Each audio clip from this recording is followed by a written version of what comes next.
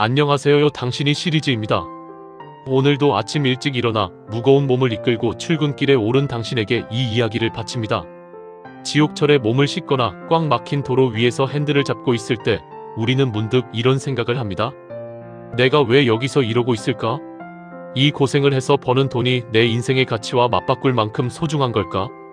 당장이라도 사표를 던지고 자유를 찾아 떠나고 싶은 마음이 굴뚝 같은 겁니다.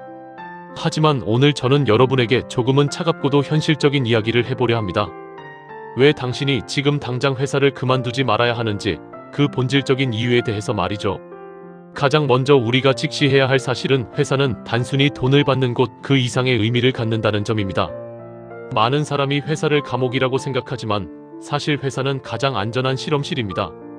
내 돈 한 푼 들이지 않고 사회라는 거대한 시스템이 어떻게 돌아가는지 배울 수 있는 유일한 장소이기 때문입니다.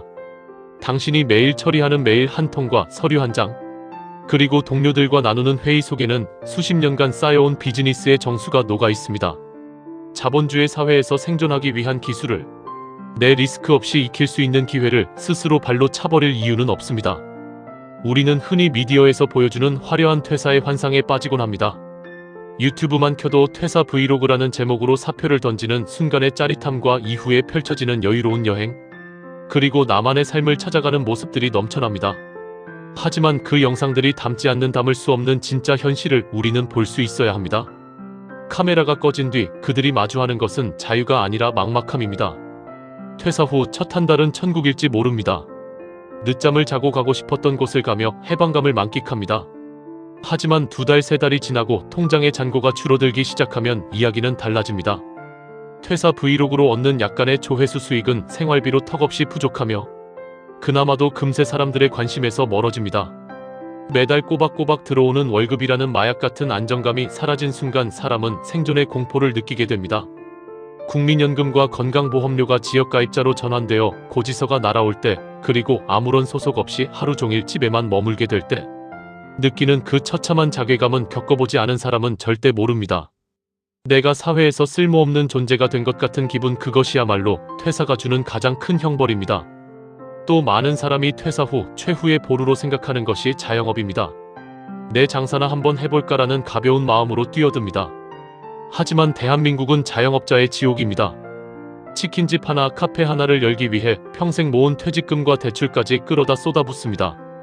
회사를 다닐 때는 상사의 눈치만 보면 됐지만 자영업은 세상 모든 사람이 내 상사가 됩니다. 진상 손님에게 시달리고 임대료와 인건비, 재료비 걱정에 밤잠을 설치게 됩니다. 회사는 비가 오나 눈이 오나 나를 지켜주는 거대한 우산이었습니다. 하지만 자영업은 맨몸으로 태풍을 맞아야 하는 것과 같습니다. 그렇게 1년 2년 버티다 결국 인테리어 비용도 건지지 못하고 폐업이라는 성적표를 받아들었을 때 남는 것은 수천만 원, 수억 원의 빚뿐입니다. 사장님이라는 달콤한 호칭 뒤에 숨겨진 그 처절한 실패의 고통을 우리는 너무 쉽게 간과합니다. 실패 후 다시 회사로 돌아가고 싶어도 이미 공백기는 길어졌고 나이는 찼습니다. 돌아갈 곳이 없는 막막함, 그것이 준비 없는 자영업의 결말입니다. 그렇다면 이 지옥 같은 회사 생활을 어떻게 하면 조금 더 지혜롭게 버텨낼 수 있을까요? 단순히 참는 것이 아니라 전략적으로 생존하는 기술이 필요합니다. 첫 번째는 인간관계에서의 적정거리 유지입니다. 회사는 친구를 사귀러 오는 곳이 아닙니다. 동료는 목적을 위해 함께 일하는 파트너일 뿐 내 속마음을 다 털어놓는 안식처가 되어서는 안 됩니다. 지나치게 가까워지면 기대가 생기고 기대가 무너지면 상처가 됩니다. 상사가 나를 힘들게 한다면 그것은 그 사람의 인격 문제이지 당신의 가치가 낮아서가 아닙니다. 그저 비를 피하듯 감정의 거리를 두십시오. 누가 나를 비난하더라도 그것은 회사의 직함에 대고 하는 소리이지 인간 당신에게 하는 소리가 아님을 명심해야 합니다.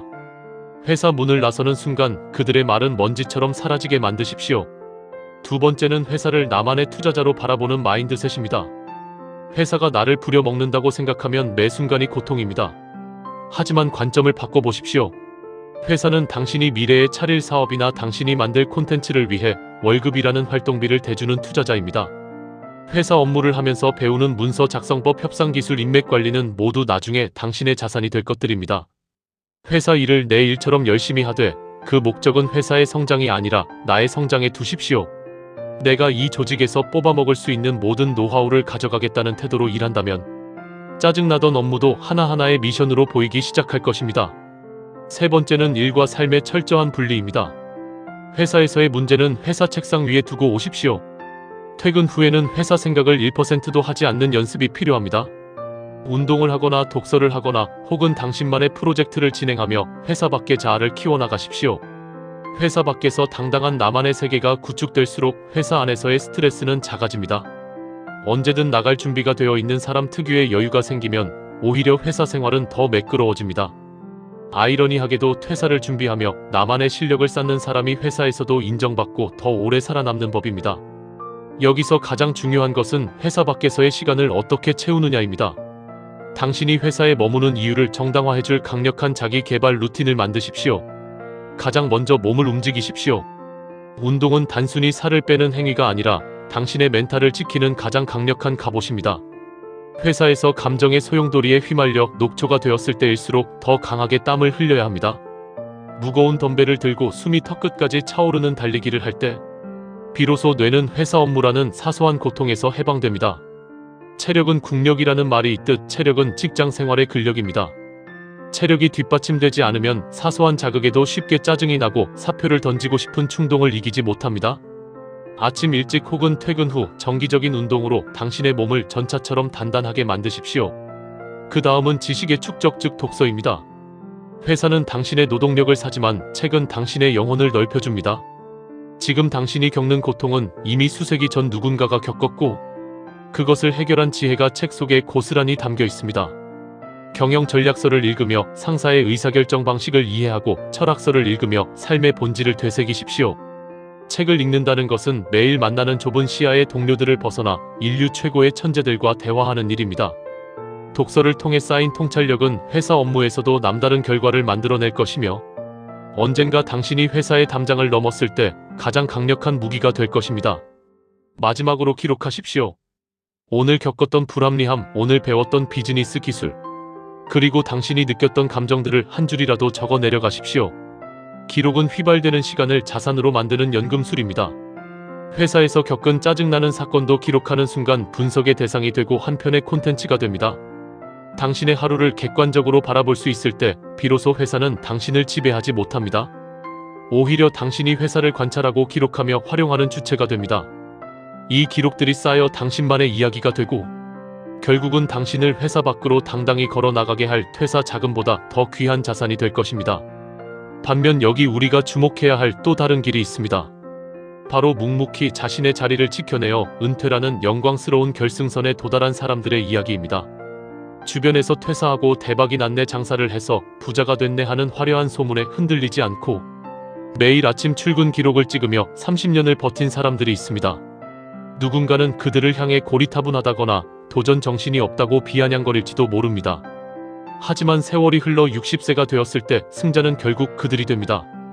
끝까지 직장을 다녀 은퇴한 이들은 노후가 든든합니다. 매달 꼬박꼬박 들어오는 연금은 자식에게 손 벌리지 않아도 되는 당당함을 선물합니다. 재직 기간 동안 쌓아온 신용으로 마련한 내 집 한 채와 퇴직금은 그 어떤 사업 대박보다 확실하고 안전한 자산입니다. 무엇보다 큰 자산은 사회인으로서 끝까지 책임을 다했다는 자부심입니다. 은퇴 후 등산복을 입고 여유롭게 산에 오르는 그들의 뒷모습에는 젊은 시절 수많은 상사의 잔소리와 야근을 견뎌낸 훈장이 새겨져 있습니다. 그들은 당장 내일의 생계를 걱정하지 않아도 되기에 비로소 진정한 자유를 누립니다. 자영업으로 전 재산을 날리고 고통받는 동년배들 사이에서 이들이 누리는 평온함은 인내한 자만이 받을 수 있는 최고의 보상입니다. 따라서 우리는 회사는 당신의 루틴을 지켜주는 든든한 버팀목이라는 사실을 잊어서는 안 됩니다. 우리는 스스로를 통제할 수 있다고 믿지만 조직이라는 강제성이 사라지는 순간 무너지기 쉽습니다. 정해진 시간에 일어나고 정해진 곳으로 향하며 사람들과 소통하는 과정 자체가 당신의 정신적 건강과 규칙적인 삶을 유지해주는 최소한의 안전장치인 셈입니다. 앞서 말한 퇴사 브이로그의 주인공들이 겪는 가장 큰 어려움 중 하나가 바로 이 루틴의 붕괴입니다. 아침에 일어날 이유가 사라진 삶은 생각보다 훨씬 빠르게 황폐해집니다. 이 울타리를 벗어나 홀로 서기를 준비한다면 그 준비는 회사의 담벼락 안에서 이루어져야 합니다. 밖은 생각보다 훨씬 춥고 배고픈 곳입니다. 준비되지 않은 자유는 자유가 아니라 방종과 불안으로 이어질 가능성이 큽니다. 전문가로서의 역량 또한 회사의 간판이 있을 때 가장 빠르게 성장합니다. 당신이 가진 기술과 능력은 조직이라는 인프라를 만났을 때 비로소 거대한 결과물로 나타납니다. 혼자서는 절대 만져볼 수 없는 규모의 예산을 집행하고 수많은 이해관계자를 설득하며 프로젝트를 완성해가는 경험은 오직 회사원만이 누릴 수 있는 특권입니다. 지금 겪고 있는 스트레스와 상사와의 갈등은 사실 당신의 내공을 다지는 과정입니다. 이 과정을 견디고 이겨내어 나만의 확실한 무기를 만들기 전까지는 이곳이 당신의 전장이어야 합니다. 내 이름 석자로 세상과 맞짱 뜰 준비가 되기 전까지 회사의 명함은 당신의 가장 강력한 갑옷입니다. 미래를 위한 자본을 만드는 시간으로 지금을 정의해 보십시오. 월급은 단순히 소비를 위한 비용이 아니라 당신의 꿈을 사기 위한 구독료입니다. 매달 들어오는 고정적인 수입이 있을 때 우리는 비로소 장기적인 안목을 가질 수 있습니다. 당장 다음 달 월세를 걱정해야 하는 처지라면 창의적인 생각이나 자기 개발은 사치에 불과해집니다. 회사를 다니면서 얻는 안정감을 바탕으로 당신만의 콘텐츠를 만들고 운동을 하며 내일을 준비하십시오. 퇴사하고 망한 사람들의 이야기를 반면교사 삼고 끝까지 살아남아 평온한 노후를 맞이한 선배들의 모습을 이정표로 삼으십시오. 회사가 당신의 시간을 사는 것이 아니라 당신이 회사의 자원을 이용해 미래의 자신을 고용하고 있다고 생각을 바꿔보는 겁니다. 결국 중요한 것은 퇴사 그 자체가 아니라 퇴사 이후의 삶입니다. 갈 곳이 없어서 머무는 것이 아니라 더 높은 곳으로 도약하기 위해 발판을 단단히 다지는 과정이라고 믿으십시오. 지금 당신이 느끼는 지루함과 고단함은 성공이라는 문을 열기 위한 열쇠를 깎는 과정입니다. 오늘 하루도 버텨낸 당신은 어제보다 조금 더 강해졌습니다. 조급해하지 마십시오. 당신의 때는 반드시 옵니다. 그때까지 이 울타리를 영리하게 이용하며 스스로를 갈고 닦으시길 바랍니다. 오늘 준비한 내용은 여기까지입니다. 본 영상이 마음에 드셨다면 구독, 좋아요, 알림 설정 부탁드립니다. 이상 당신이 시리즈였습니다.